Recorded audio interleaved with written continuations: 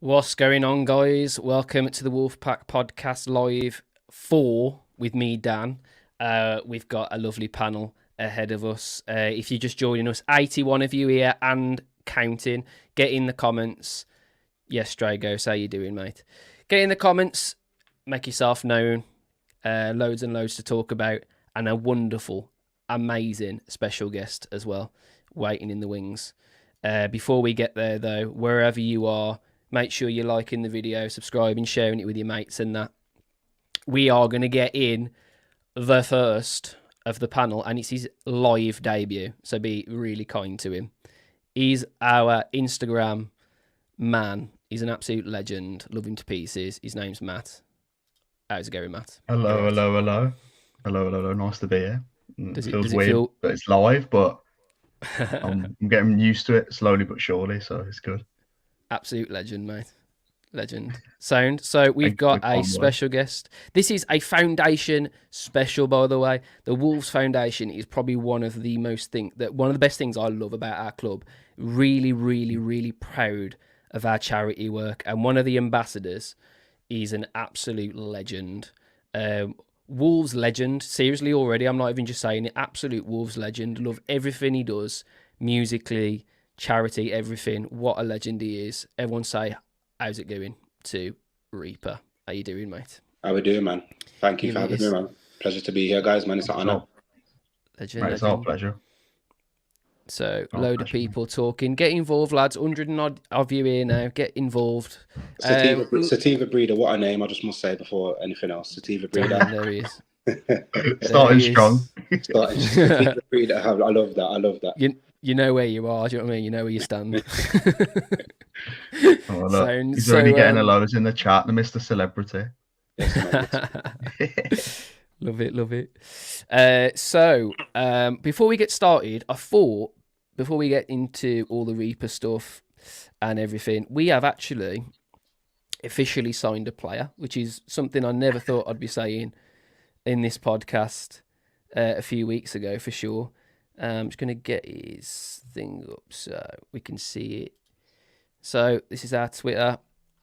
And as you can see, we have signed a lovely new player, Rodrigo Gomez, for 12.7 million. Contract for 5 years with an option to extend a little bit further, which is nice. Do we need ask where he's from? have a little guess, mate. Have a little random guess. Rodrigo Gomez, following in Neto's footsteps. So obviously, Pedro was at Braga as well. So when I saw his interview, I don't know if you guys have seen it on YouTube just yet, but he reminds me a lot of when Neto came in. He's got that sort of like boyish smile about him. Nice lad. Seems like a nice guy. On the pitch, we've just been talking about it actually in the green room. I actually think he's a player that suits Wolves a lot. I think he's adaptable, plays both sides. And I think Gary O'Neill, that's really what he loves about his players. You've seen it all season. He's been putting, Lemina as a 9 at some points, do you know what I mean, to make ends meet. And I think when things are really, really suffering, like the season starts to suffer, I think a player like Rodrigo Gomez, who can play either side, and I think he's going to be a great option for us. So I'm optimistic about this one. But we were just talking about this, weren't we, lads?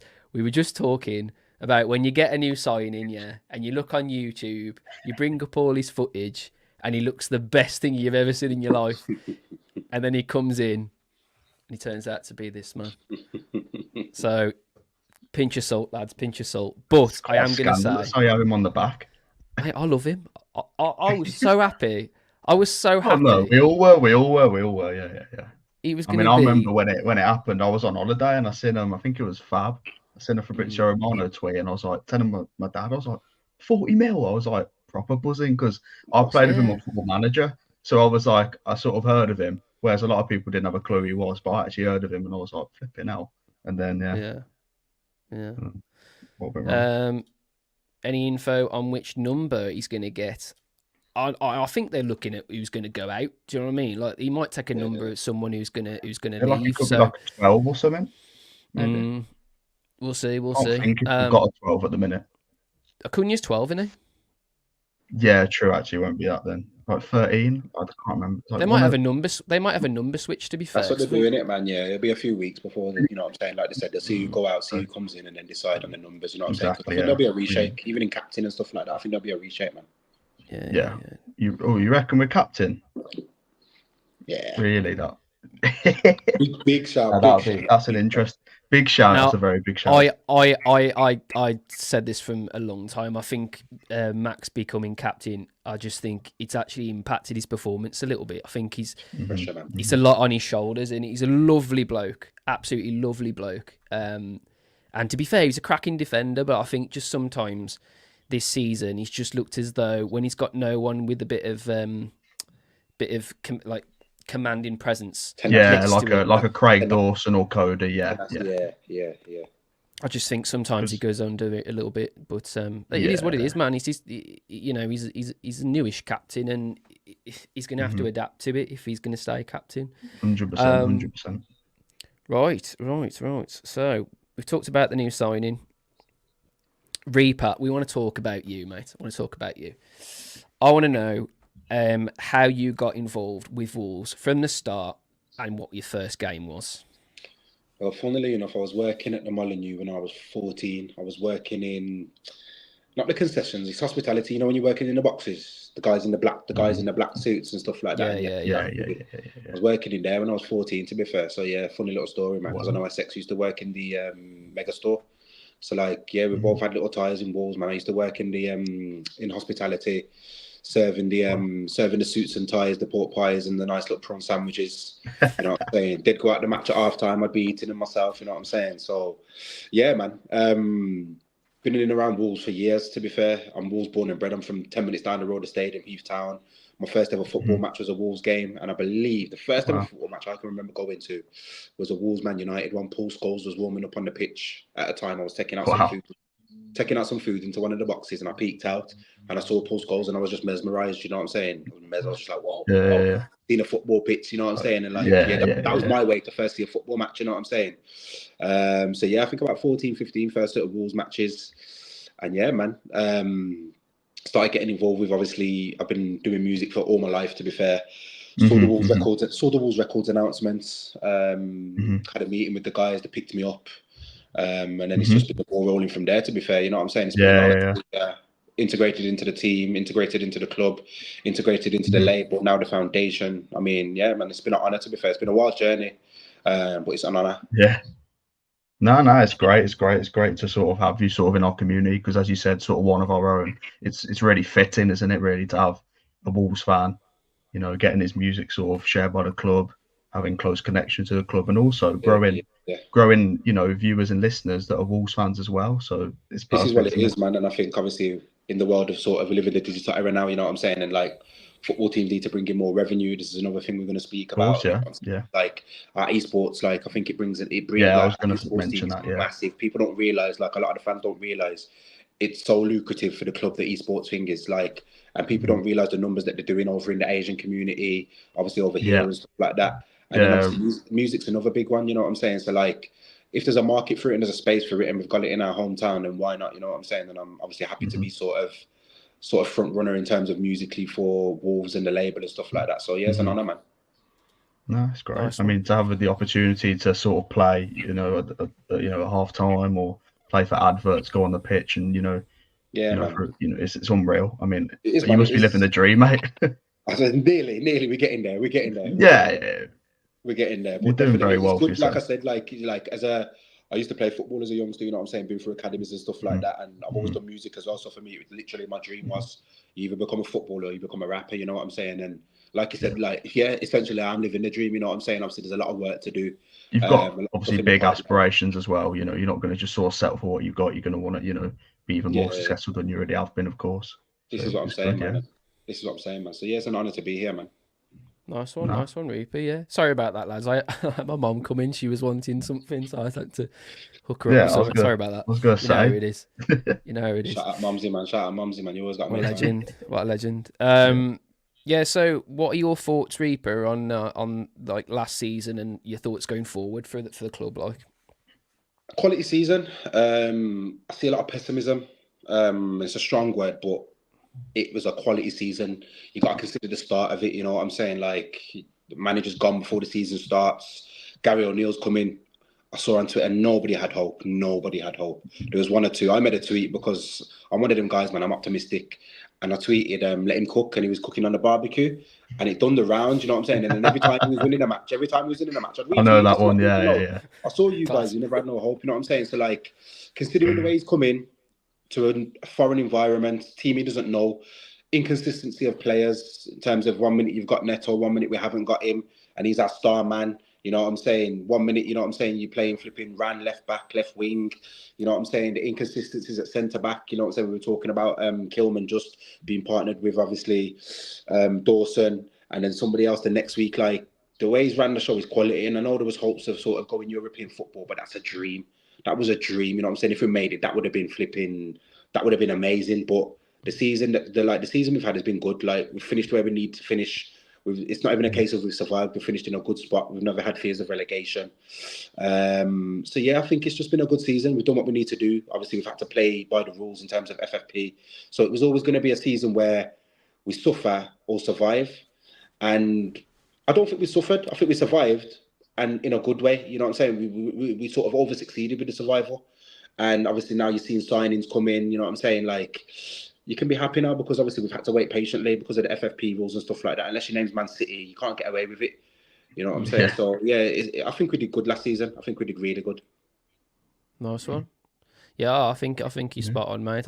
We've said thousands of times now. I don't think anyone really thought that Gary O'Neill was going to be the man after Lopetegui leaving so early. But I think what he's done is he's ridiculous. I don't know how he wasn't up for at least nomination for manager of the season. I don't understand that at all.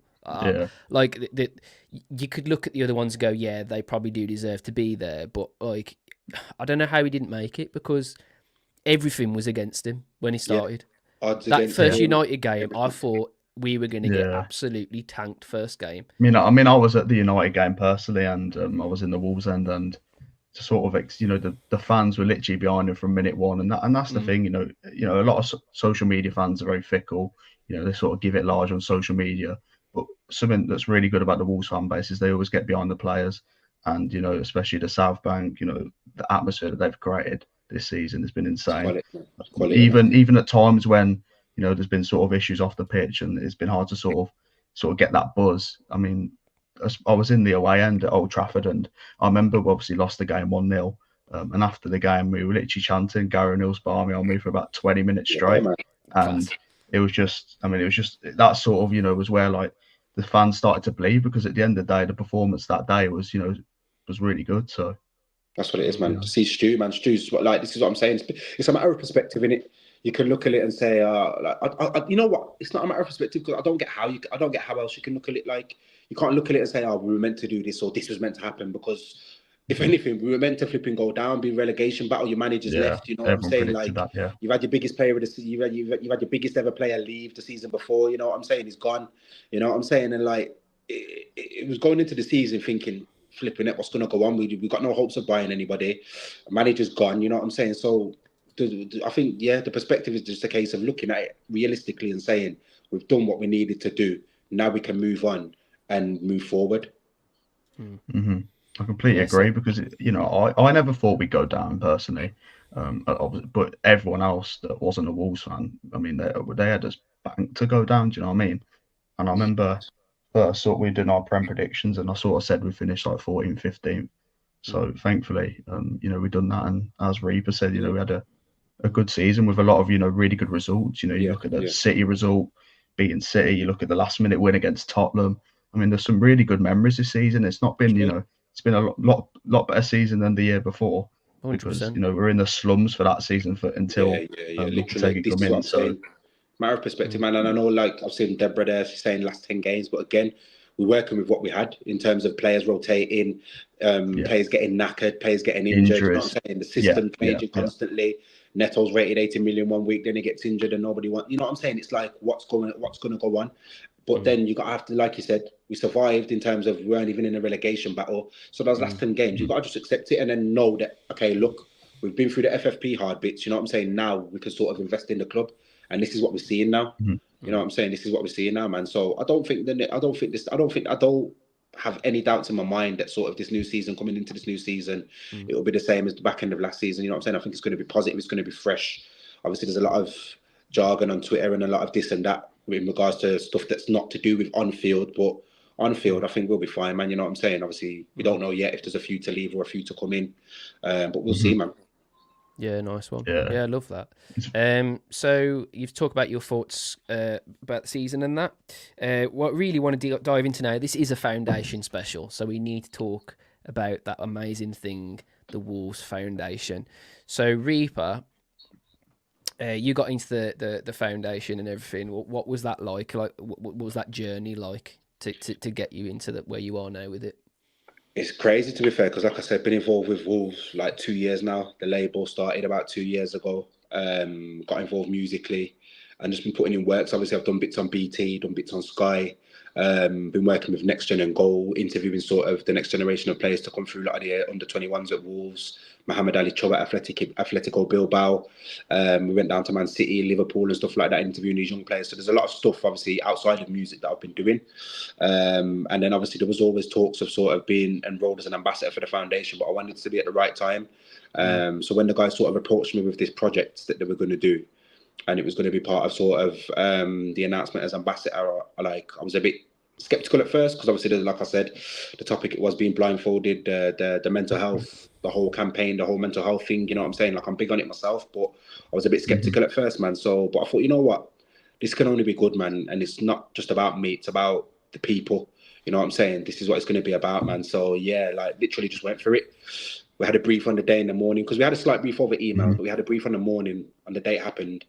It was the Luton game, obviously, and I was just like, you know what, let's just go for it, man. At first, I was like, can I have my hood up? But then I thought, you know what, just get the blindfold on, go in there. Yeah. You know what I'm saying? I thought, do I phone a few of my mates just to come and stand by and watch? But you know what, the Wolves, facts off to the media team, Wolves themselves. They had a few security guards at the back there watching me.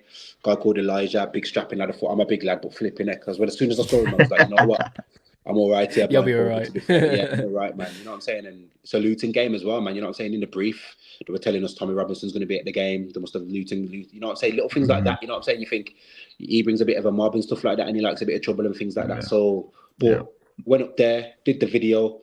Beautiful. You know what I'm saying? Didn't know what to expect.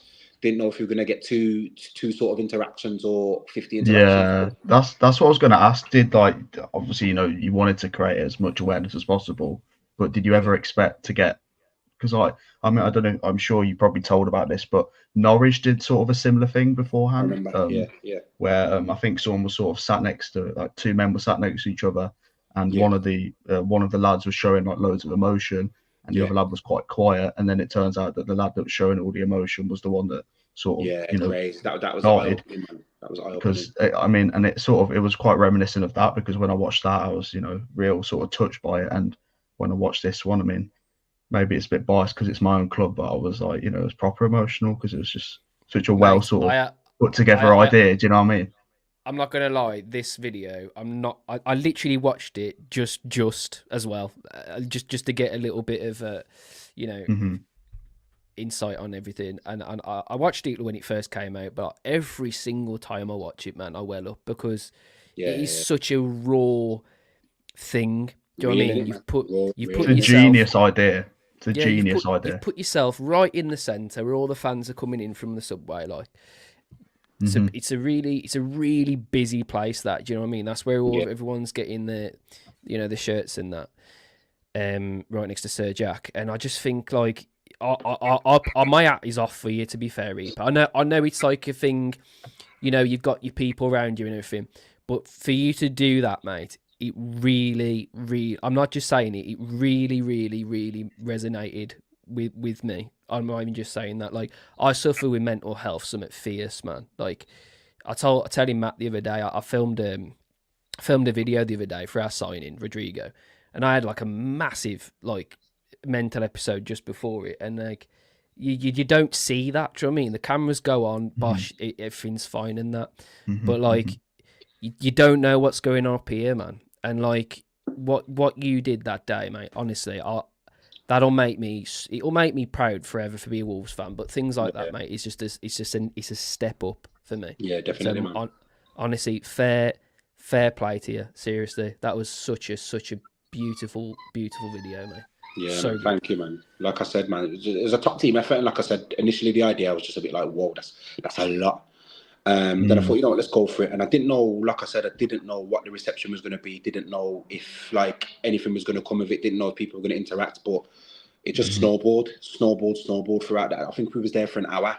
And initially I said to the guys, how long have I got to be up there for? And they were like, till we get enough interactions. And I didn't know whether enough was going to be 5, 10. But as people started coming up, I think there was about 20, 25 interactions altogether. Some that obviously weren't put up and things like that. But you know what I'm saying? Yeah. I think on the day as well, obviously you had people taking photos. So there was a photo, that photo there. Yeah, that photo that you put up, that did the rounds a bit on Twitter. That went viral a bit. So people knew that there was something going on. But then when the video came out, that just went crazy. And it brought, I think it went bigger than Wolves, man. It brought football in the world together. There's a guy at the moment I'm messaging. He's from Africa. Is it Senegal? He's doing a similar campaign, and like they're getting like, I don't know if it's a charitable organisation because it's all in a foreign language. So sometimes I have to translate it, but I've got his number now. But he's got the same exact board, and he's going to stadiums in and around Africa. But like that just shows the sort of the level this was on. You know what I'm saying? It went past Wolves, it went past England, it went throughout the world. You know what I'm saying? And this is the positive effect we wanted it to have. You know what I'm saying? It wasn't about the clout, it wasn't about the views. No, of course, about the positive impact that the conversation can create. You know what I'm saying?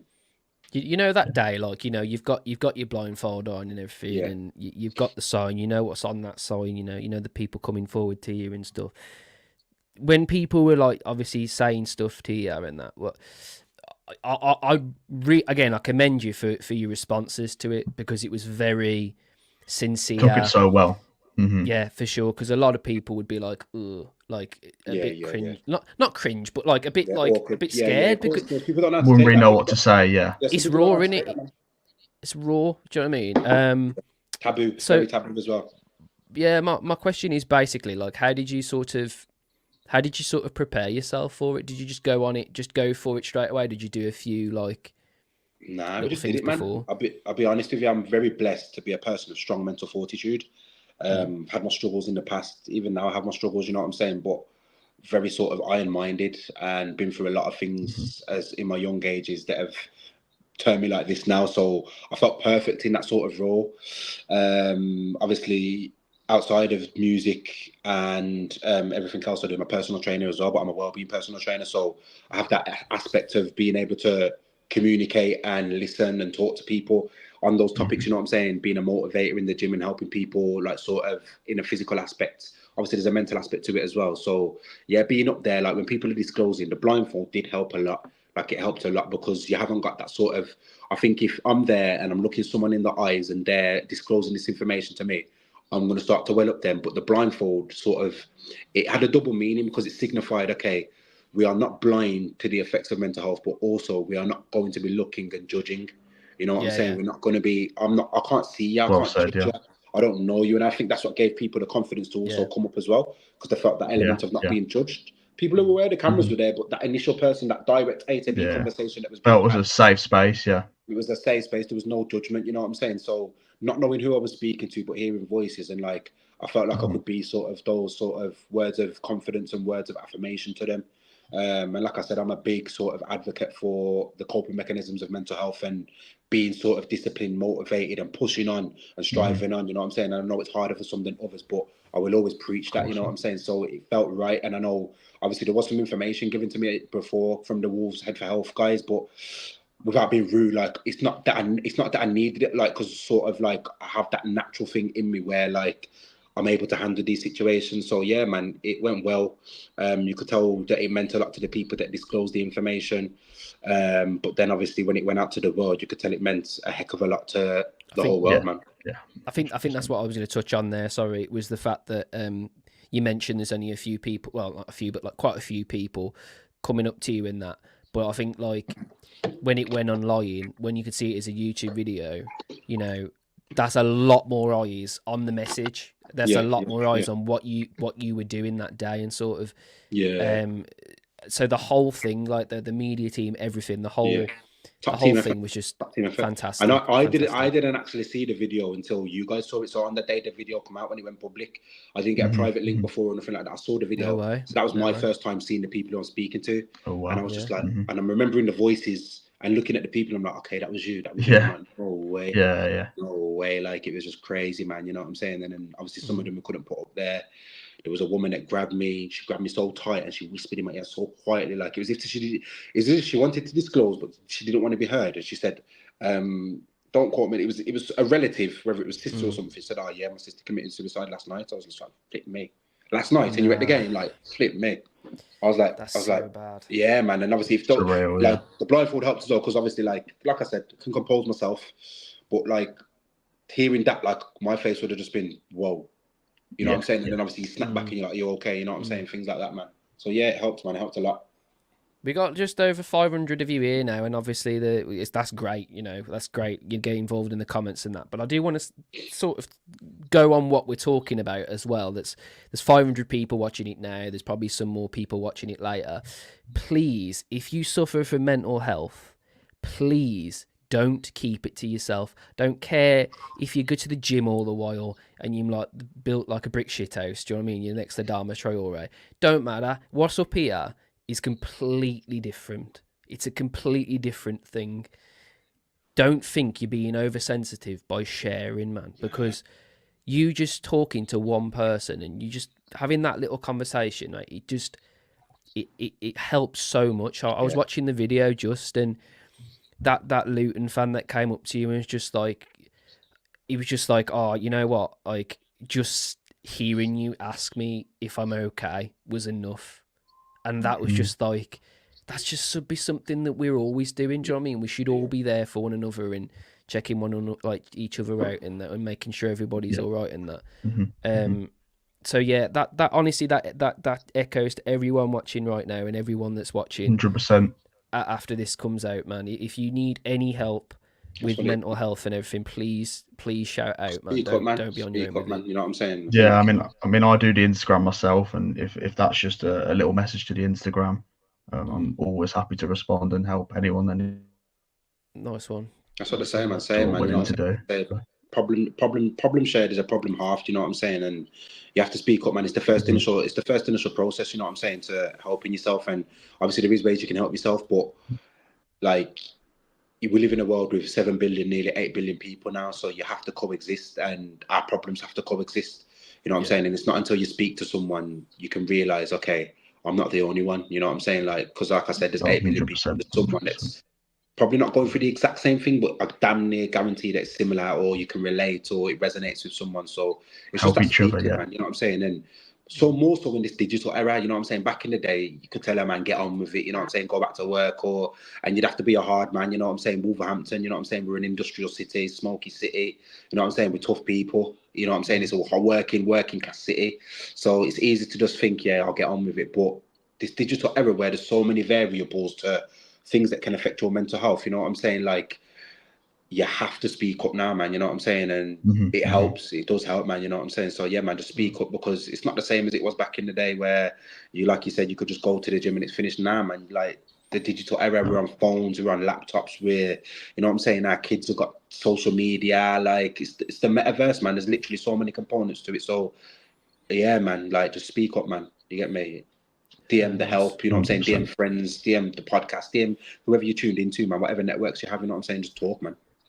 Yeah, I love that. So we've obviously talked about that video, and we've talked about that video, talked about mental health and everything. Sort of about the actual foundation itself. Obviously, there's all sorts of things that they do. You've got like the sleepover thing at Molyneux. Yeah. That's a really amazing thing, and obviously, all the things they do for kids and that, going into schools and helping out people in need. And then obviously during COVID as well, there was a massive thing for the food bank and just all these amazing things. I think that, like, you look at our badge and you go, right, that's a football club, but then actually past that, it's a community, innit? Do you know what I mean? And 100%. And I all think, human like, beings. I love that about the foundation. I just love how it does feel like that. It feels like a community where you can safely share everything and do everything that you need to do to help you get on and that. But yeah, my question about the foundation and that Reepa is like, what kind of things are you doing at the moment? Is there anything that you're thinking like ideas wise that you that could Yeah, man, become? plenty to be fair. Obviously, last season we did the Good Shepherd. Obviously, we did the Sleep Out, the homelessness awareness that we did. I think we did a little soundtrack for that. And then we did obviously the Sleep Out at Molyneux. We've also obviously done the mental health campaign that we just spoke about there. I have my own back, obviously, something that I was planning to do for a while, but off the back of the foundation announcement becoming an ambassador, I've started a running community in Wolverhampton, man. More so for obviously for anybody to be I've fair. seen that, yeah. Yeah, man. Obviously, I know there's park run and stuff like that, but I wanted to sort of change the stigma and perception of running within sort of the young community, the council estate community, black community, just the new generation. You know what I'm saying? Because I think there's a stigma there behind running. People think it's for flipping middle-aged, flipping midlife crisis people. You know what I'm saying? I'll be honest with you. You know what I'm saying? But people don't realize like the mental aspects that running can help with, and just physical health, man. It's just changing perception. Everybody goes to the gym. I mean, you know, not everybody, but loads of people go to the gym. People think fitness. People think, I have to go to the gym. I have to lift weights. It's daunting. I have to sign up for a gym membership. But this running club that I wanted to start, and I have started up now. We did the first run 2 weeks ago at West Park on a Sunday. Beautiful day. It went beautiful. There's only 12 people there, man. But like I said, I was expecting 2 people. There's only 12 people there. But from there, I've had loads of people come and asking, when's the next one? Doing another one 30th of June, end of this month. Same place, West Park, man, because it was a beautiful place. Obviously, the idea is to do it on a pop-up basis in and around different parks on the city. East Park 1 week, West Park, Willenhall Park, so and so. But I think the West Park one went so good. If it's not broke, don't fix it. You know what I'm saying? So I'm going to do another one at West Park, Sunday the 30th of June. Everybody's welcome to come, and you don't have to run because there's an option for a 2.5k walk. So I was actually walking with the group of walkers. There was about 4 girls that was walking. And then obviously my mate Bally, I said he eats 10Ks for breakfast. You know what I'm saying? He's done London Marathon, Manchester Marathon, runs 40Ks. He led the 5K run, man. You know what I'm saying? And I think some of the guys got like a sub 30-minute run, 27-minute run. Some of the guys came in at 30 minutes. Some of the guys came over. But it was about being there. We had a little station set up. Mate of mine, Daniel, he runs a company called Herb Harmony, specialising in CMOS, Shilajit, sort of holistic supplements. He was there as well, giving some education and some sort of giving away some freebies with the products. And it was just about that sense of community. And again, changing the stigma, because like I said, I know there's park run and I know they have a lot of runners, but again, I wanted to target sort of my demographic, our demographic, young people, the young audience, you know what I'm saying? The people that wouldn't usually run, bring them together, have a run, have a walk, have a chat, find out about something, and just bring people together, man. It's another space, you know what I'm saying? So that's something that I'm running independently, possibly foundation getting involved in the future. But yeah, we're doing that. As for the foundation, there's lots of projects, man, you know what I'm saying? There's a lot of ambassadors. They're doing good work, man. The foundation is, you know what I'm saying? I can't fault them. And again, like, it just shows that Wolves they have a duty of care and they honour it, you know what I'm saying, in terms of not just being a football team and being a Premier League football team for what, is it 7 years now, 8 years nearly? Like, they've maintained, like, being able to run a foundation that turns over a high amount of money, looks after the community, other things, these podcasts that you guys are doing, you know what I'm saying? It's just different communities and it's different spokes on a wheel, man, adding to the badge, you know what I'm saying? So yeah, man, foundation are doing quality work. And like I said, man, if you want to come to Pack Runs 30th of June, come along, man. Sick. I mean, I won't run. Sure, to get involved in that. Come and have a walk, like. Come and have a walk. I'll end up being sick. I'll pick you back, yeah. Sound. That's all right.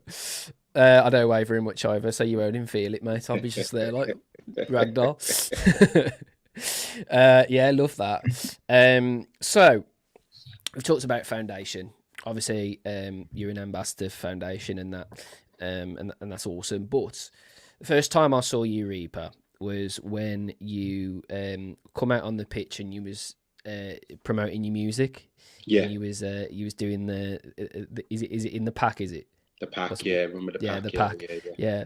So I remember that you actually performing that, and I thought that was the Villa game, innit? We won the Villa game. I was there. Yeah. Beautiful. What a moment, man. That was crazy. That was crazy. Like, I mean, that's the biggest crowd I've ever performed in front of. I did Maid Festival, but 30,000 people essentially, you know what I'm saying? It's the Villa game, you know what I'm saying? It's going to be full capacity.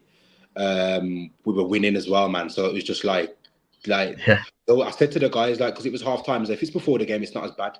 But I literally said to the guys, like, if we're losing at half time against Villa, I am not going out. You know what I'm saying? Like, the demographic of Wolves fans, yeah, for me personally, I think they've talked to me because I'm a Wolves lad, you know what I'm saying? But majority of Wolves fans just want to come to the game and watch the football in it. Nobody wants to see a rapper in the middle of the pitch doing what he's doing. You know what I'm saying? Half of the fans don't understand it, but the ones that do, they appreciate it. But you know what? I'm a guy, like, I like that sort of pressure. I like those environments. It was a beautiful day. Sun was shining. We were beating Villa. Went out there, did the pack. I think I shouted at the turn my mic off because I was gonna start going on a madam, but I think I shouted at the end of the performance. I says, "Let's have the Villa," and the crowd just went I saw crazy. that, mate. I saw that. That's sick. Yeah, man. So I think I was cheering as well. Yeah, man. It was I a think good buzz, man. that secured it for me. To be fair, when you showed that passion about the Wolves, Yeah, man. It's all right, just like coming out and like just pretending and be like, Yeah.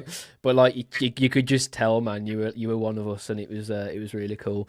And then actually when it released, I remember like it actually coming up on the screens and that, and you could see the players, and you had that little video going and everything. Yeah, the kit launch and it. Yeah. Like the hype that generates that song, man. and everything, and you rapping. Honestly, mate, the first time I heard that, I had goosebumps, man. I remember being in the South Bank, looking up and going, mate, that is sick, man. Quality, and all man. the lights and everything Wolves, as well. Yeah, man, it's Wolves, man. You know what I'm saying? I'm talking about the pack. You know what I'm saying? I'm talking about the city.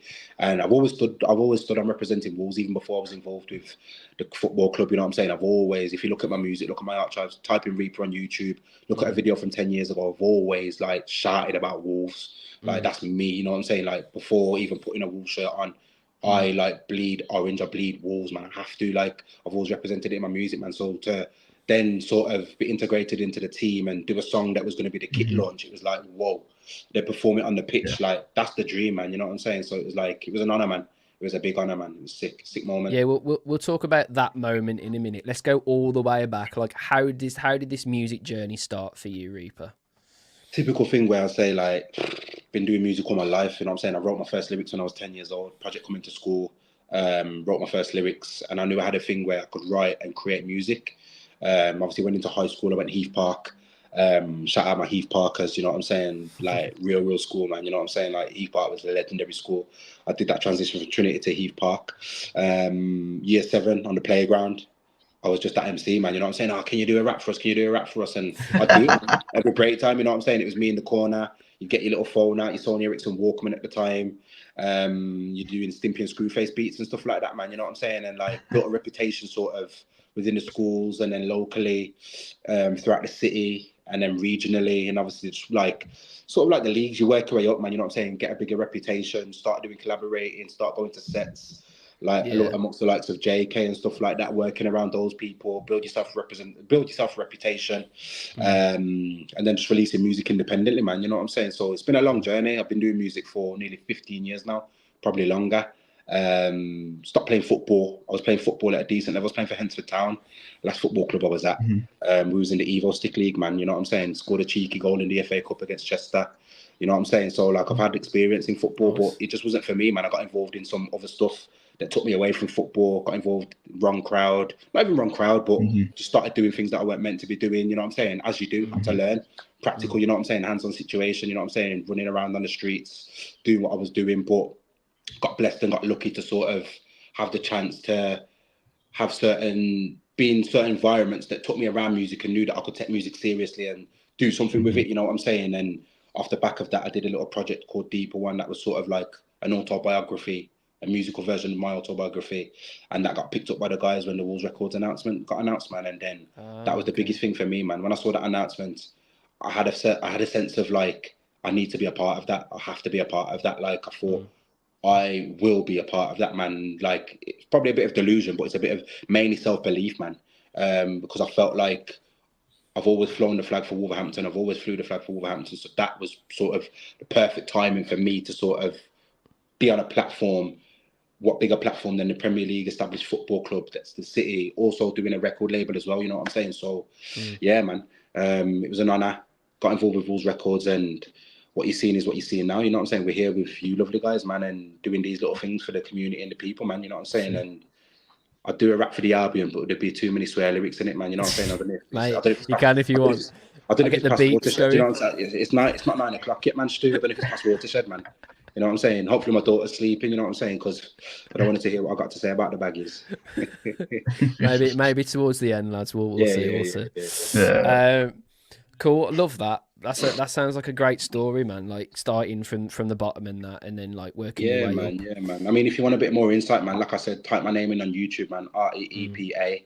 And you'll see videos. Just scroll down, you'll see videos from 10 years ago, man, and like been grafting, man. You know what I'm saying? So these things, like, fair play. There's still a long way to go, man. But yeah, man, we're doing it, man. I was a musician. Can I ask? Carry on. Okay. I was just going to ask sort of role models in terms of like music-wise, like. Music-wise, like, for me, it was the local youth club, man. I went to a youth club called Springfield Youth Club, just off the Hilton Road, near town. Springfield Youth Club, it was at the time, before they shut the youth system down. Silliest thing this government's ever done, shut the youth system down. People wonder why there's so much crime in the city, but that's another story. But that youth system saved me, you know what I'm saying? It kept me off the streets to a certain extent.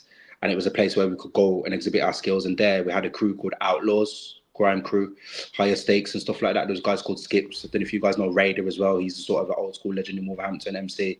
And I'd look up to these guys, man. And then obviously outside of that on the TV, I used to watch a lot of Channel U. You'd have Skepta, you Gets. But I'm a bit quirky as well. I did music in school as well. I listened to a lot of weird music, man. Not weird music, but music that you wouldn't expect me to listen to. Probably to a lot of Linkin Park. Listen to a lot of Breaking Benjamin. System of a Down, Korn. Like I'll go deep into that sort of stuff, man. You know what I'm saying? Alex is on fire.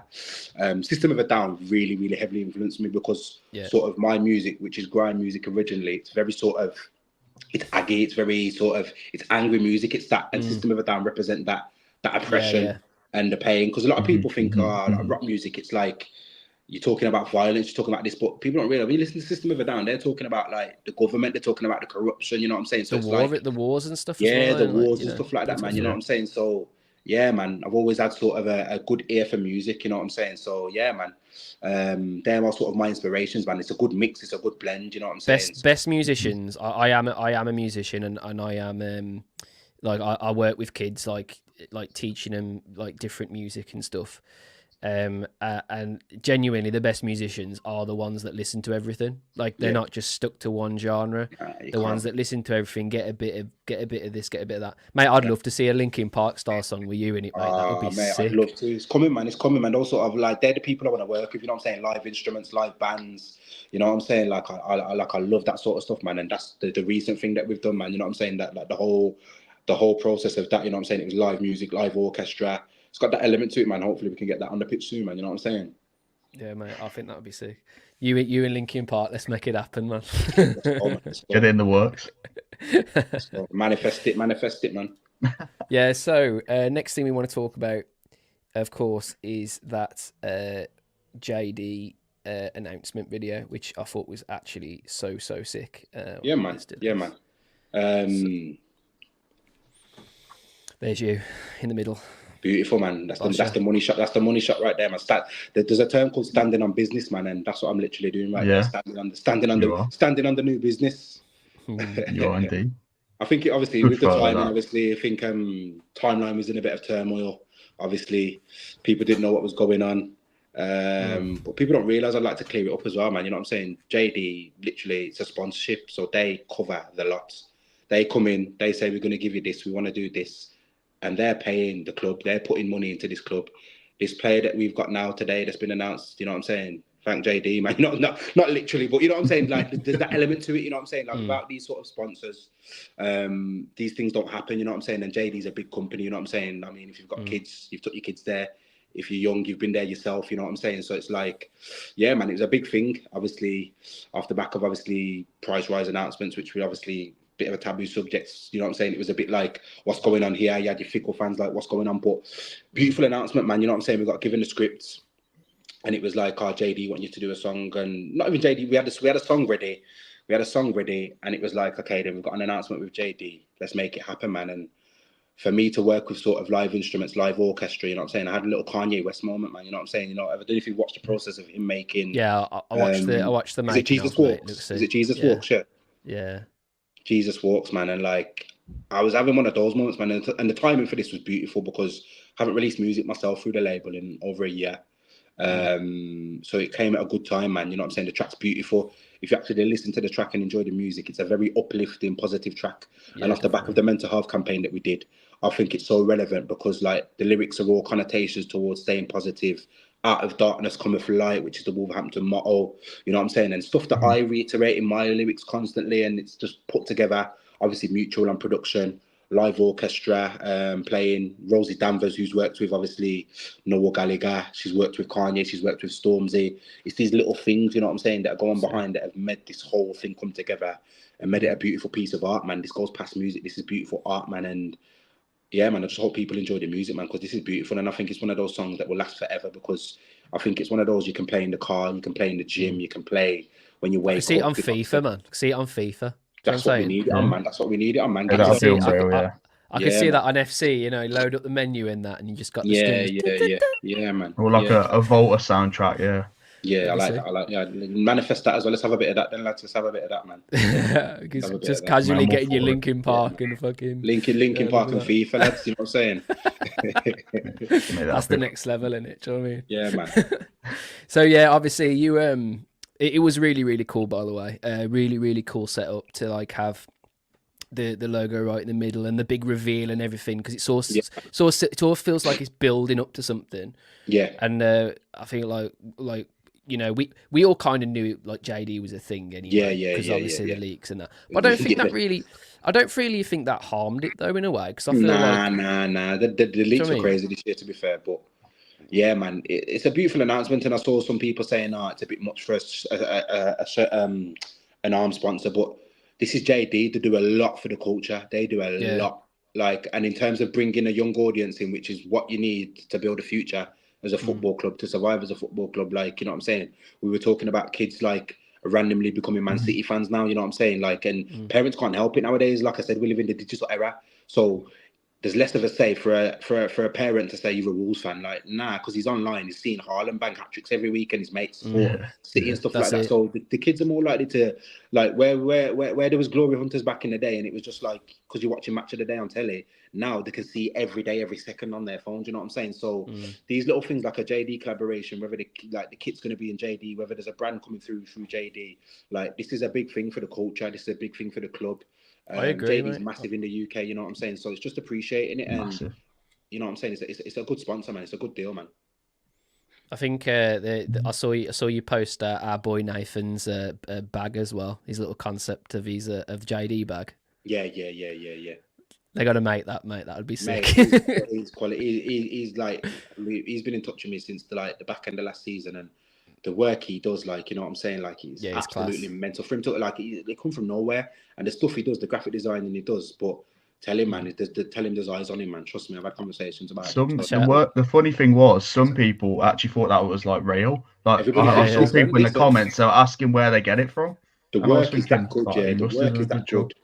When I first saw his work, I thought, is it someone from the club that's just doing me a favour? But yeah, that's what we thought as well. I've had conversations with him from guys from people in the club and media team, and there's eyes on him, man. You know what I'm saying? So I wish that. Nice. He'll love that. Man.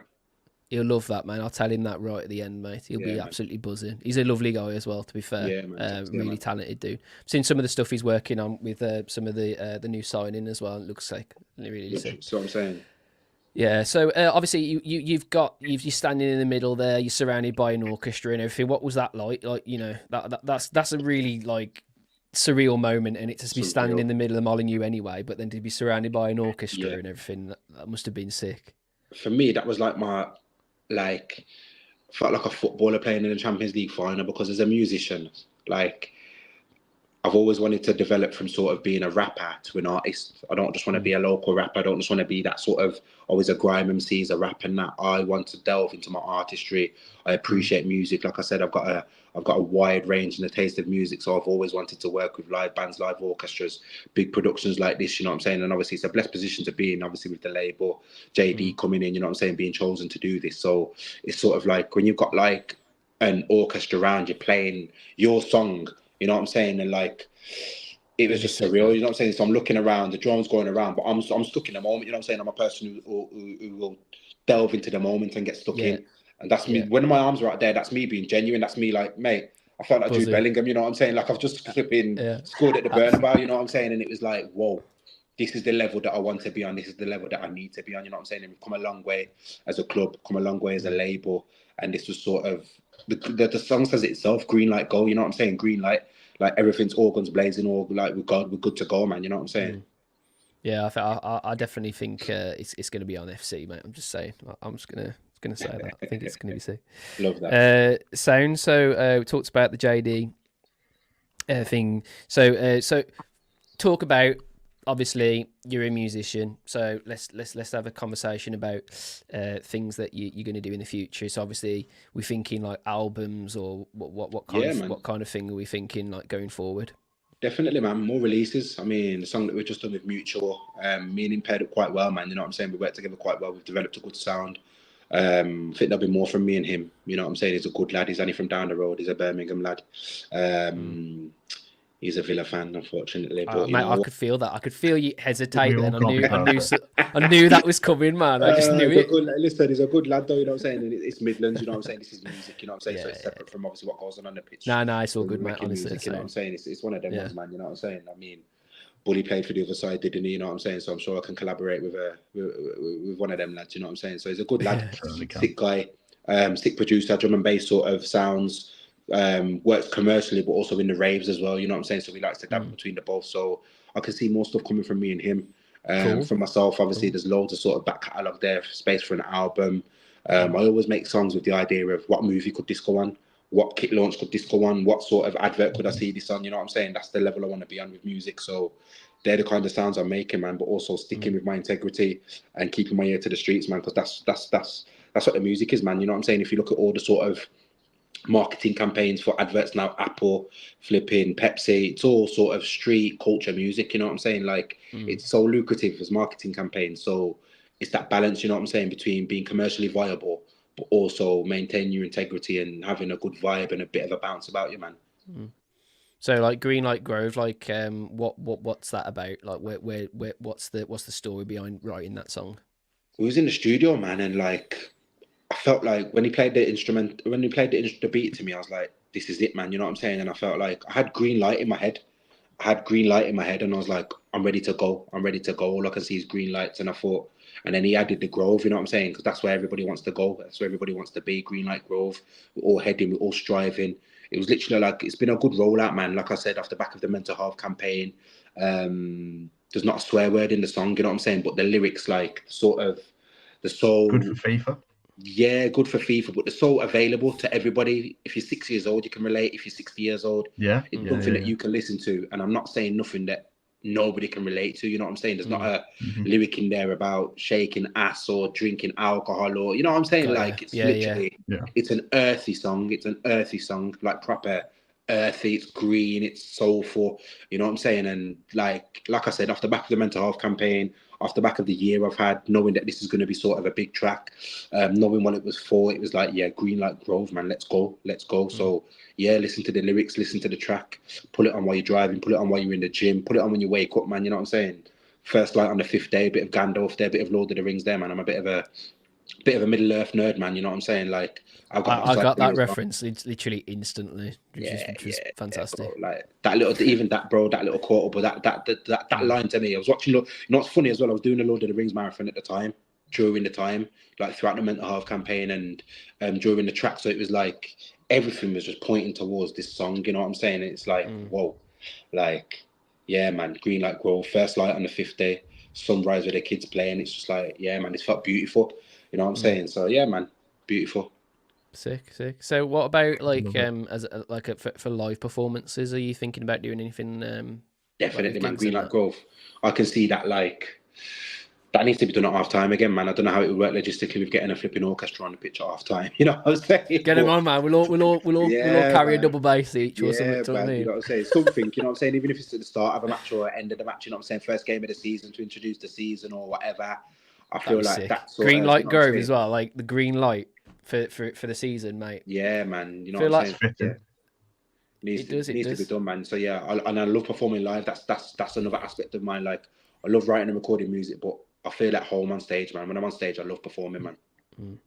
I'll show my mom your stuff as well. She loves music and that. It's probably where I'd get it from because I'm a musician. I absolutely love music, and what I really like about your sort of music and that is like it is rap, it is grime, but you can hear what you're talking about, and there's always like there's like sustenance to it. Your the things you're talking about, you can get on board with. Like it don't matter, like the Wolf stuff, that's amazing, but even the other stuff that I've heard as well, it's like it's real. Do you know what I mean? And I feel like that. I think people will get on that even more now. Obviously, seeing you doing your foundation stuff and everything, like they can see that's who you are as a person, and that I just think that's class, man. So fair play for your writing style because I really like it. Sick. Thank you, man. Appreciate it, man. And just to answer Molly's question, man, like, I mean, probably 90% of my music I am swearing, to be fair, but again, it's just part and parcel of the game. Music is self-expression with words, and it's art in it, so you've got to have that freedom. You know what I'm saying? Nobody's having a go at the classic painters when they're painting pictures of child, depicting pictures of, you know what I'm saying, naked child. It's appreciated. You know what I'm saying? So when it comes to art and music, obviously, when you're making stuff that's commercially viable, you do have to be aware. Does it have to be PC? But stuff that I do myself, you know what I'm saying? Like, I'll throw an F-bomb, I'll throw a diss bomb and that bomb. Like I said, it's self-expression with words. So what comes out at the time comes out. But if it's something that needs to be structured and arranged in a way where we need it to appeal to everybody, then yeah, man, we just have to. There's ways to go about it. You know what I'm saying? Nice one. Right, sound. So, what kind of questions have we got coming out? Let me just go through real quick. Is there anything you want to say, Matt, while I just look at some questions? Yeah, I mean, if you want me to read some of the Instagram questions that I've got out. Go for that, mate, and I'll just go through. I haven't read them, so if there's some dodgy ones, I'll try not to read them out. But it's the internet, mate. You can't miss it. Man, it's the internet, man. I mean, as you can imagine, a lot of them are sort of about the ownership and that type of thing. So I have no clue, to be fair. I have no clue. I don't sit on the board. I don't do tea with Jeff, unfortunately. To be fair, we can always talk about that like in a minute, Matt. If you stick around after Reepa goes, just go over some stuff that's come through Instagram about that and that, because obviously, it's like Reepa said, it's not really got anything to do with Reepa. No, it's hard for him to sort of say because like I said, I don't sit at the table with Jeff and drink tea with him, unfortunately. Exactly, I'd love to, but yeah, man, I don't have a say. You know what I'm saying? Just a rapper at the end of the day. You know what I'm saying? Just trying to be a cool guy, man. But just doing your thing, yeah, bro. That's what it is, man. To be fair, we will touch on real quick though, because we had a nice little conversation in the green room just before we started, and I think it's important to know that the negativity around the club at the moment and everything, it's got nothing to do with this man. It's got nothing to do with the media team. It's got nothing to do with any of that. That's good. That would have come out regardless. Do you know what I mean? I think it's just easy, and it's easy, like it's who you can access. You know what I'm saying? And straight away, obviously, when announcements were made about certain prices and things like that, it was like, what's the last thing that the Wolves have announced? It was the mental health campaign. But thinking like 2 weeks ago, it was like, this guy is beautiful, this guy's great, this guy's, you know what I'm saying? Then it's like, oh, you know what I'm saying? But it's one of those ones, isn't it, man? Like, you're going to get the mob, you're going to get the angry mob. There's nothing going on, there's no football being played, so what can we talk about? You know what I'm saying? So it's one of those things, man. When the football's being played again, we're scoring goals, we'll get on with it, man. You know what I'm saying? Yeah, so Molly wants to know what you think about Eminem's latest song. Houdini, you know what? He's brought a bit of the old Slim Shady back, man. You know what I'm saying? It's difficult with Eminem, man, because he was one of my main influences as well, man. I had the flipping the LP CD. Literally, he's one of my first CDs, man, and it's like he arguably the best ever rapper to ever exist, man. You know what I'm saying? But he went away where he was doing this thing with, and it got a bit too complex, man. Got a bit too complex. Like, and I'm okay. We know you're the fastest rapper in the world, like, you know what I'm saying? Yeah. If it's not Busta Rhymes, but like, yeah, man. Like, obviously, you know what's like? It sounds very bad, but quality for his mental health. Like, he came off the flipping drink and drugs, didn't he? You know what I'm saying? Like, call a spade a spade. Like, so for some musicians, it helps them. Some musicians, it apparently helps them, fuels them. Some it doesn't, you know what I'm saying? But Eminem was coming out with his best stuff when he was obviously off his face and saying the most outrageous and ghastly stuff, which he'd probably get locked up for and cancelled in this day and age. But obviously for the benefit of his family, for the benefit of his health, for his life, he's had to come off that. So it's put him in a different headspace, probably thinking a bit more logical, thinking a bit more technical instead of emotional, you know what I'm saying? And art is best performed when it's got emotion in it. You know what I'm saying? It's not a logical thing, artisan. Do you know what I'm saying? So it's like for him to sort of come off that and be sort of going through sobriety, but also trying to rap as well. That I can see as an artist myself. I can see that. Nice one. Right, sound. Is there any questions, Matt, that based upon anything that you think Reepa might want? Yeah, I mean, I've got one here from Nathan actually, funnily enough. And he said, "Go ahead, man. How can we ensure we continue to build culture around the club with all the negativity around the ownership?" It's one of those ones, man. Like, why it's not one to answer, really, but. Yeah, but I don't get, like, for me personally, I'm going to be honest, I don't understand the negativity around the ownership. Like, what have they done to you?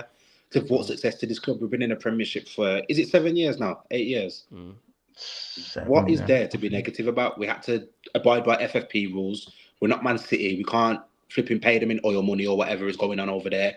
You know what I'm saying? Like, we've done what we can, you know what I'm saying? So, yeah, man, these shouts, you know what I'm saying? I know there's been tough times, but who hasn't, you know what I'm saying? Like, who hasn't, man, you know what I'm saying? So I think just doing these little things, you know what I'm saying? Like the mental health campaign, getting the results on the pitch, not finishing in the relegation zone, not having a relegation battle, they're all wins, man. That's a win, you know what I'm saying? That's a win, you know what I'm saying? So, yeah, man, it's just keeping that positivity. Sort of highlighting the good and not ignoring the bad, but not ignoring the good as well. Because I think a lot of people do. They'll see all this good in that. And then all of a sudden, there's a little bit of bad, and they just completely forget everything that was actually good. And I think from going forward, I think what we need to start having a mindset is like, right, look, we just got a new signing. That's great. Yeah, okay. Ticket prices aren't great and whatever, but there are some other good things coming out. Do you know what I mean? Like the JD sponsorship and everything. And we talked about, obviously, Sudo being a big thing going forward for the club and making money and that. And I mean that. It is there. Self-sustainability. And just because it's not a Nike tick or an Adidas badge, you know what I'm saying? People are thinking, oh, no, it's self-sustainability that's going on. You know what I'm saying? Like, that Sudo on the shirt, anything that's going on Sudo-wise, like, that's putting money back into the club. You know what I'm saying? And this money is going to be the money that potentially buys players, potentially, you know what I'm saying? Like, it allows to bid for this, bid for that, you know what I'm saying? And generate more money, you know what I'm saying? So, yeah, man, it's just a perspective in it. I don't know if you've seen that meme of the guy sitting on the bus and one of them's looking at the mountain where it's dark and one of them's looking at the window. Yeah. You know what I'm saying? You have to look out at the light, man. It's easy to look at the dark, man. But we're an old-fashioned club, innit? One of the founding football clubs. Demographic, obviously. Again, I just bothered about the football, but we're aware that it's more than football. It's more than the result at the end of the day. It's what goes on the pitch, but to assist what goes on the pitch and improve what goes on the pitch, there's a lot that has to happen off the pitch. You know what I'm saying? So we have to get behind it, man. Yeah, fair enough. And to be fair, like, we're not saying, like, the things that you're saying, if you've got opinions based on the owner, based on anything, we're not saying that you're wrong, because anyone can have an opinion, and no one's going to tell you that you're wrong for an opinion. So if you do think Fosunate, if you think this, that, and the other, that's absolutely fine, and you're completely entitled, as long as you're not, telling other people to think the same way. Just have perspective. That's when it becomes a bit dodgy. Do you know what I mean? If you've got your own thoughts and whatever, that's absolutely fine. Like, no one is ever going to condemn you for saying your own thoughts at all. That's never going to be a thing on here. But if there ain't anything else, Reepa, you can get off if you want, mate. I just want to say a massive, massive thank you for your time and everything, bro. Thank you, man. Appreciate you guys, man. Dan, Matthew. Shout out all the listeners as well, you know what I'm saying? Molly, Stu, Sativa Breeder, I love that name again. Shout out yourself, man. Like that little picture as well, you know what I'm saying? I don't know what it is. It looks like a leaf or something like that. I don't know what it is. I ain't got a clue, but I ain't got quality, man, you know what I'm saying? But yeah, thank you guys for having me. Keep doing what you're doing. Thank you so much. Link up again soon. Stream Green like Grove people and see where I'm at. Don't be afraid to say hello to me if you see me around Molyneux, man, or in town, man. Yeah, we'll do, mate. No problem. 100%. Thank you so much, mate. Pleasure speaking to you. Thank you, man. Look after. See you soon. Bye. See you in a bit. Right, Matt, that was class. Yeah, mate, I really enjoyed that. Mate, I really enjoyed that. Oh my god, we said it at the same time. That's a bit weird. Big, but yeah, no. Some big things coming from that. To be fair, I like the honesty he's got from everything. He feels like he is the guy that you're seeing on the media. Because I think sometimes you'll meet people and whatever in this sort of situation, and they won't come across the same. Do you know what I mean? And I feel like he is very, very down to earth. And huge for the 100%. club, really. I think he's a big part of the club now, which is nice. Yeah, he is really. He's cool. like the poster boy, isn't he? Really, like you could argue, it's like when it comes to like the media side, like not like and to be fair, like you look at other clubs, I don't think that there's many other clubs that have got that sort of person behind them. Really, ever. A lot of them will just have like the super like old players that are used to banging goals for him, and that's the person that says all this stuff. Whereas we've got like a really down to earth rapper and a mental health ambassador and everything. I think that's just sick. I love that.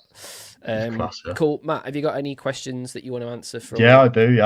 So if we just want to go through a few questions. So one here from Will, and he says, "Why are Fosun suddenly disregarding the fans?" So what are your thoughts on that, Dan? To start with, do you agree or? I don't think. The thing that really annoyed me and wound me up about the whole thing with Fosun was the communication. If they'd have come out straight away, soon as things started going south, which it did very quickly and a lot, very quickly. I just think they needed to come out quicker and talk about it. And I just feel like now I've done, the meetings and that with the trust and hearing what Jeff is actually like, when you get in a room with him, it has really made me feel differently about not our ownership, but the guy in charge in the chair. And I do think I love Reepa to pieces, great guy and everything. But if he would have been in that room, I think even he would have said something, because some of the things, and it's all common knowledge. It's not stuff I'm talking about is literally out there right now on the Trust website. But they did the meeting. It took 3.5 hours to get one little response from Jeff, and the amount of things that he was just like straight out just saying nah, straight away, nothing. Oh, can we make it 5% for everything? No. Oh, okay. And it took him ages, and he still tried to go back on the freeze. He tried to get rid of it last minute. So it was quite sort of weren't willing. Yeah, so I'm just I'm just not, and with all the people around him as well. Like you should be looking up at your chairman, going right. He's making the right decisions. He's doing this, that, and the other. But just lately, I am starting to get very, very frustrated with him. To be fair, I feel like if the communication was better and it was handled better, and the PR was a lot better, because that was just an absolute nightmare. Emailing random people. I think he emailed Manny Singh, didn't he? I can't remember exactly what he said, but he emailed Manny something, and it was just such a laughable response. It was just I mean, he quite sad to say. He said, "Don't be sad, mate." That's it, yeah. And you're just thinking, like, you're not helping yourself, Like, no, you need someone to. I mean, I respect him being the one that's actually replying, but I do think he needs we need a CEO now that's like in charge of all these things, and let Jeff do the business stuff. Yeah, because and then have like he a sort more of had to go mind. alongside the football side, literally. I mean, you've obviously got Matt Hobbs and that, but as you said, I mean, he's taken up sort of numerous roles, really, isn't he? So yeah, I think that's the problem. One, I think that's the problem. Exactly. I think if he had less on his plate, we might see a different Jeff. I think if you see him, like, he might just be extremely stressed out. Do you know what I'm saying? And it is a very stressful job. But I just feel like the way he's handled things just recently is just not giving me much. He's lost trust, hasn't he? Really, I think that's the main issue. 100%. He's lost trust within the whole fan base, and the fan base have really picked up on sort of every negative issue. And if anyone's watching this and they're thinking, "Oh, you changed his tune," no, I just didn't want to bring it up in front of Reepa, because it's not up to him. It's not part of his job, is it? Do you know what I mean? He's not getting paid to have to answer those questions. That's what you don't understand. We wouldn't want to put him in that situation where we're doing it. Yeah, we're doing it voluntarily, which is fine, and you that's absolutely fine. But I ain't about to ask some guy who obviously gets paid from Wolves to answer questions that are above his pay grade. That's just silly. I'm not doing that. Do you know what I mean? It's unfair on him, isn't it? Yeah, exactly. But yeah, kind of a long-winded answer. We're here to talk about the Yeah, it's fine. There's nothing wrong with that. We're here to talk about the foundation, which we did. and we're here to talk about the good work that he's done in his music. So you can't go wrong. This is sort of the time now where, as you said, we can sort of talk about Fosun and sort of the sort of playing side, because it'll be good to sort of. So one of the other questions is what sort of he says out of the three, so I think Ryan Ait-Nouri, João Gomes, and Neto, who do you currently see most likely to leave the club, if you were to answer it right now? I think Neto. I think it is easy to say Neto, because Neto's sort of been on the cusp, hasn't he, for a few years now. I mean, he's been Arsenal's sort of priority target for a few summers. He's always been linked to moves away in January. Him at Arsenal as well. Like I see how definitely. They play, and I just see like they've always been big admirers. Yeah, he'd just be that depth, isn't off it? The bench. Yeah.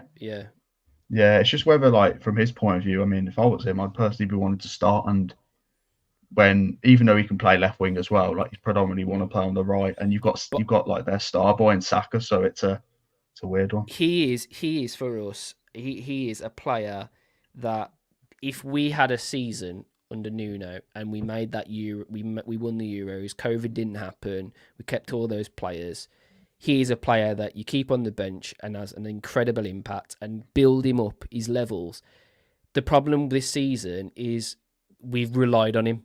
But every game, no matter who it is, we've relied on him bombing up the wing and completely doing his hamstrings in every single game. I think in recent sort of seasons, I think we've always relied on a spark. I think there were games in, like, last season, a few seasons prior to that, where we were screaming for someone like Adama to come on and just change the game, because obviously he plays the game at such a quicker pace. I think sometimes we've been very stale and quite passive. And to have a luxury player like your Neto, like your Adama, who was so sort of direct and always, looking forward to attack, that's sort of, it's a real luxury, as you said. And I think if I was to answer that question, I probably would have to say no as well. I think it's very dependent on his Euros. I mean, if he gets, fingers crossed he doesn't, because I don't want him to. But if he was to, for example, get injured in the Euros, I mean, that is the worst case scenario. I think if he gets injured in the Euros, we simply won't be able to sell him probably, because, he'd be injured. I think João Gomes needs another season. I think he hasn't reached his ceiling yet. I think it'd be really silly to get rid of someone with a ceiling like that. And then I do also think Ait-Nouri is just you can't replace him. If you get rid of him, who the hell are you getting in to play the way he does? There ain't no one. It's crazy to me how people slag off his sort of output and everything. Like, you just got to watch the guy play. I mean, the thing that's crazy to me is how if Lopetegui was still manager, he wouldn't be here, because he didn't play him. Mate, what the hell? It's crazy to me. I actually think West Ham are going to reap what they saw, with him. I just think he's one of these players, like one of these people, that, like, I mean, can't really say too much, but from what I've heard, he's not very easy to talk to, and neither was Bruno Lage, I'm pretty sure. No, he doesn't really command a room. He's very like he's like a shaded sort of person. He'll like come in and he'll say a load of stuff, and then he'll just go underneath some shade. He won't take any sort of responsibility or anything. And I think West Ham is a team that you need someone to be vocal, because they've got so much, like, their fan base is really good. It is the people that I spoke to from West Ham are really well spoken. My cousin that has been in funny enough, been watching them, and these West Ham. I just think you're completely right. They're very good fan base. I just think David Moyes is one of those people that's gonna be able to get his point across, calm, and everything. I just think Lopetegui is the complete opposite, man. He's not calm at all. Yeah. Like, he'll just lose his shit and he'll throw his toys out the pram, and then his boyfriend on Twitter, or what's his name, will be like, "Oh no, he's the best. He's the best person in the world. Like, what are you on about?" Like, oh God, it's embarrassing. Oh, by the way, Chris Humphreys has just said, "Hi Dan Matthew. He's from Always Wolves. What a legend. Met him at the Trust. Lovely guy. Lovely guy." Well, hello, Chris. Very nice. Nice of you to join us. Yeah, nice one. The next question I was going to ask is, Do you think it's sort of similar to what Dragos has put in the chat? Do you think Rodrigo Gomez's transfer has a sort of impact with Semedo leaving? So a few people sort of, I don't know, jumping to maybe a conclusion there, and I don't think it does. I think I at actually the end of the don't. day, still got a year left.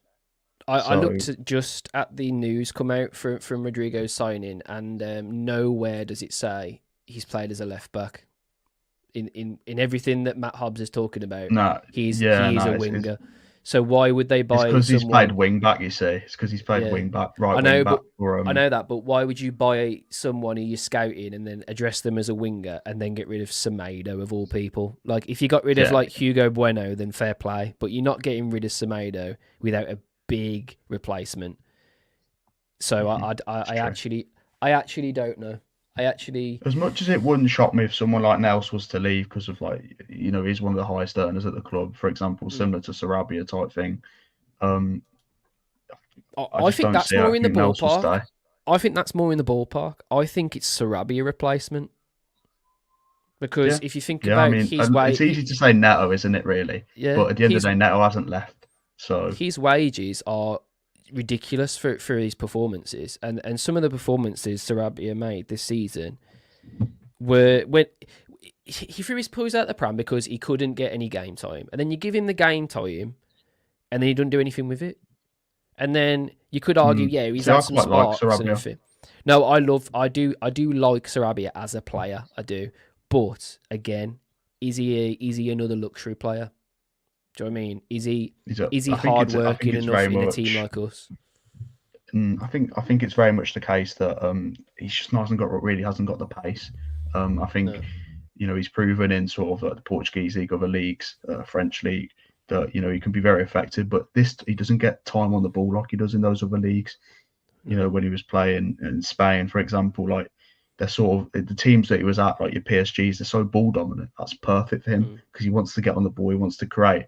Whereas when he was at us, he got the ball, you know, even against like the lesser so teams, he got on the ball and then suddenly he was, you know, pressed straight away and he just couldn't really hack it physically. So Stu said there's conflicting info on Chiquinho. Yeah, I think it'll be very much the case with Chiquinho that he'll have pre-season and then we'll see from there. I think it'll be similar for a lot of players, really. I think Hoover you could add in that bracket. You still got Luke Kundle, players like that who are coming off a good season. Joe Hodge, the well at QPR, and all these sort of fringe players. It's got to a point now, in my opinion, where I think you covered it in sort of the keep, loan, sell video you did, but do these players need to move on because it's no good for their career? You know, they're not as young as they used to be. They're probably like 23, 24. These, they want to play regular first team football and they want to sort of have a home. Do you know what I mean? Yeah, definitely. Loan after loan every year. I just think it's got to a point now where these players, you know, they need to be sold on the permanent if they're not going to be part of Gary O'Neill's plans. Chris said Sarabia needs good quality players around him to be the most effective, not the likes of Nathan Fraser. And I think I agree with you there, but I also think that he showed a little bit of naivety sometimes when he did play with the youthful players. I don't think he showed as much trust as he could have done. Point. Like, and when you're a Sarabia, no, you're right, yeah. You apparently was very high up in the sort of leadership sort of circle thing that they've got at Molineux. Oh, 100%. Yeah. I think he let himself down a little bit there. I think he should have. There were games where he didn't pass to Chiwome. There were games where he was rarely finding Nathan Fraser. Like, at the end of the day, these are your teammates. You know what I mean? You've got to link up with them. You got to, you know, get a partnership. And I don't know. I completely agree with what you said, Dan. It was almost like at times he didn't trust some of the players around him. And I think that was a massive thing with sort of last season. We sort of, you know, everyone talks about how poor our form was to sort of end the year, but our front three in Juan, Cunha, and Neto, they barely played with each other last season. I mean, and imagine if they did, you know what I mean? Because they both all had such good individual seasons, but collectively, we barely got to see them play with each other. And I think that needs to be stressed. You know, it's all good using injuries as an excuse, etc. But it's completely valid. And I think a big reason for that is something I hope we address this summer is the depth, because Wolves have always worked with a very small squad. And I think with the players like, as we sort of mentioned, signing like Rodrigo Gomez, yes, you know, he's going to have to adapt. He might not be starting every game, but he's another option. And that's, I think, what's going to be crucial. We need players that can fill in everywhere. As much as Doc gets a lot of slag, gets slagged off, I'm not he's not the same as he used to be, obviously, but he can fill in and do a job. Do you know what I mean? And we don't really have too many players that can do that. I actually think some of the last games that we played, he was probably one of the only players actually bombing forward. It was really quite strange. Yeah, sometimes as much you, as you look at you look at your winger running forward, and he looks in the box, and you just got Doc there going. I remember Anfield. He scored that offside header, didn't he? And he scored that offside header like last game of the season. And I think as much as I say, I do slag Doc off, and don't think I think realistically he probably does need to leave. But something that he hasn't lost from his game is those sort of over the sort of top runs that he makes. He's like his movement sort of in behind the defenders is always. It seems still to sort avoid of there. defenders as well with the movement. Like his movement completely. Yeah. Like. I remember that. He's not the quickest, is he? But he's sharp. Yeah, I remember the goal he scored against Watford in the FA Cup, and he just appeared out of nowhere. Like literally, I was like, "Where the hell's that ball going?" Oh shit, he's just there. He's literally on the back post. I was like, "How the fuck did he do that? Ridiculous." So a player like that who's going to pop up in situations, I think. Off the bench is fine. If he wants to be a squad player and he's happy being a squad player, I'd keep him in because why not? Like, you know what I mean? Any more questions? Yeah, I agree. There's loads more. How many do you reckon we have time for? How many more do you reckon? We got 10 more minutes. Okay, so we'll go on to this one anyway. And this is a question from Dan, funnily enough, not yourself, but Dan. And they've said that who is our what would your priority position be this summer to sign? It's easy to say forward, a forward 9, innit? It's easy to say that, but then you've got to think about who's 100% leaving as well. Do you know what I mean? Like, you're looking at goalkeepers. We're linked with like literally about 5 goalkeepers every week. It's ridiculous. So I think there's certainly something in the works there. I think Sar's gone. Personally, I actually do think he's gone already. I agree. I think there's a lot of stuff come out about him, and that I actually think he's gone. Like, found out he wasn't sick during the game where he said he was sick. So why would you do that? That's just a weird thing. Really? And then the same day there's a moving truck outside his house. So, maybe he's moving out, into a posher end of Wolves, wherever that is. I don't know where that is. Yeah, from Tetnall. I don't think he is. I don't think he is somehow. I think if he's going to move anywhere, he's moving abroad. Yeah, it's a tough one with Sarr because I think statistically, I think with a lot of his sort of metrics, he hasn't been good enough. But he's always got that elite shot stopping. It's just with the ball at his feet, he's absolutely pants, and I don't think that's going to improve. And I think his confidence when it comes to playing out from the back is absolutely shattered. It's at a real low, and it's sort of hard to build that back up. It ruins your centre backs as well. He's made Santi Bueno and it ruins our build-up play. Shite sometimes, and it's made Totti look absolutely shite because he's got a ball coming to him, and then they're just like, well, I can't control that because that's like dribble. Like, what is that pass, Sarr? And then by the time you've got it onto your feet, you get impressed. That's exactly what happened against Palace. I love Sarr. I think he's a great character. His shot stopping's fantastic. But if you're going to play a system where you're going to use a sweeper, and Gary's adamant that that's what he wants, then we've got to find someone who can do it. Yeah, I think for me the biggest thing is finding a keeper that's comfortable with the ball at his feet. And Jose Sarr, as good as he is, the ball at his feet is just really not good enough. And O'Neill, he does like a sweeper, but he also wants his keeper to be able to play out from the back. And I think that will be the reason why Jose Sarr does move on, if he does. To answer your question, to answer your question, he's a 100% centre forward, 100%. Been crying out for one since Raul.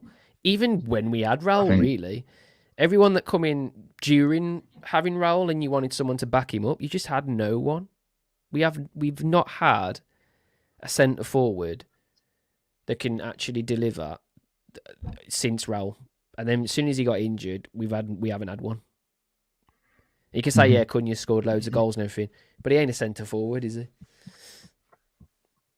Yeah, no, he's not.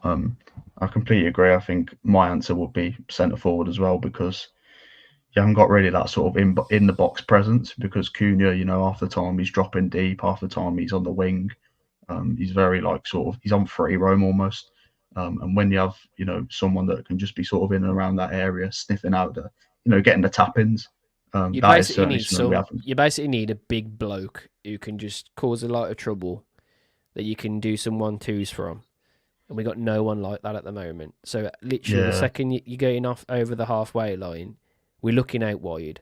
And if they're getting doubled, then it's coming back. And that's literally... It's just going sideways, For 10 games, that's what's happened.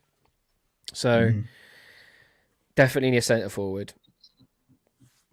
I agree. It will be centre forward for me as well. Yeah. And then, should we try fit one more in? Or? Yeah, go for it. Yeah, go. So, last one is about captaincy. We sort of mentioned it briefly with Reepa. But he says, and this is a question from Charlie, and he says, who do you think will be Wolves' captain next season? Do you think it will still be Max Kilman or not?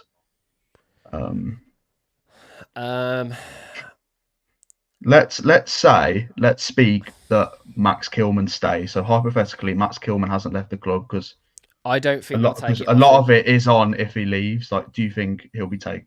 Do you not? I don't think they'll take it off him. No, I think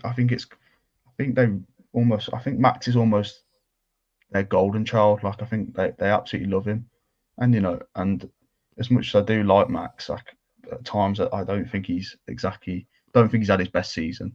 And as we mentioned, whether that is due to the pressure of being captain, who knows? But I think for me, I'd personally be giving captain to Craig Dawson, or a few people have mentioned Lamina, which I sort of understand because he's such a workhorse. Like, he's up and down. The fans absolutely adore him.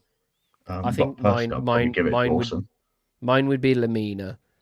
I just think Lamina moans too much.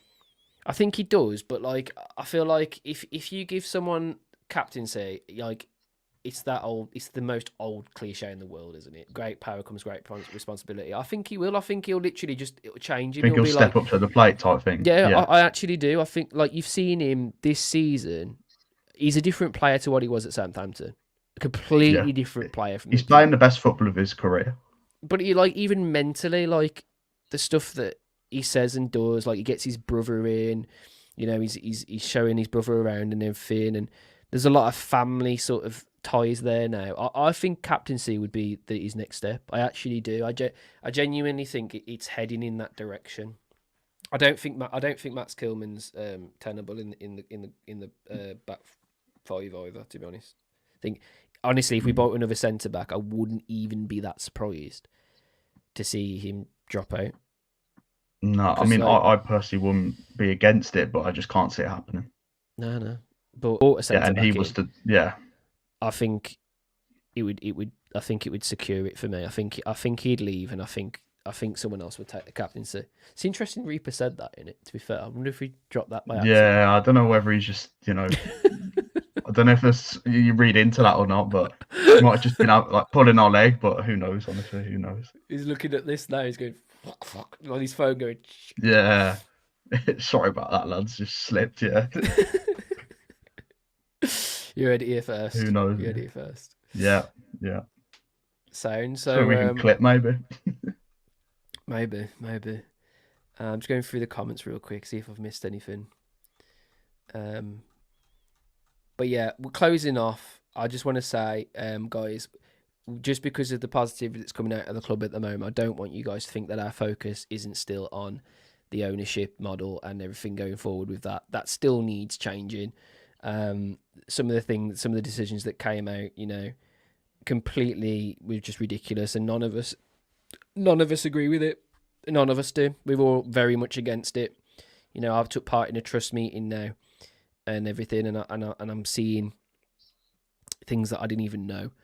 And it's only spelling one thing really, which is new chairman. So don't want you guys to watch this video and think, it's all positive, blah blah blah, Finn's back to where it was. No, it isn't, mate. there's some positives about what's going on. Yeah, we don't want to be all doom and gloom But- for sure, though. No. But I do have to address also that it's still not something we're not thinking about. This is just foundation special, really nice guest in Reepa and everything. Leave all that to the Enjoyed end. it. Yeah, so nice one. Well, yeah, I actually had a massive Yeah. good time there, mate. I think that's been a class podcast. Yeah, I so really did I. enjoyed that. Yeah, I And agree, finally, yeah. nice to finally actually meet you as well. Yeah, no, it's been class. Yeah, it's been The good art- to meet you as well, and it's been Nice to good. have you Yeah, back. no, it's good. Yeah, Yes. yeah, no, it's good to be back and certainly be doing more of these and more of the sort of YouTube content as well. So Yeah. can't really wait for that. It's good. Yeah, so while we're on the subject to that as well, please, if you're over on any various social media, like us, follow us, subscribe to our YouTube. We passed 5,000 subscribers now, which is amazing. And that's been looking really, really good. I can check how many are on if you want. Yeah. So if you 5,066, so that's really good. Bosh. Get involved, guys, if you can. That would be great. 794 of you here now. If every one of you subscribed who hasn't, that would be looking pretty good, wouldn't it? That'd be making my day, especially. But yeah, nice one. If you're watching this on Spotify, listening as well on Spotify, rate us 5 stars as well. Give us a nice little bit of feedback as well. And massive shout out to Reepa again. Thanks for joining us. 100%. Yeah. But yeah, guys, up until then, we'll see you on the next one. We'll probably we obviously do these fortnightly, so the next one obviously a different guest, different things to talk about and whatever. But we really appreciate you all being here. So yeah, I'll see you. Yeah, we'll see you next time then, guys. In a bit. See you in a bit. Bye. See ya.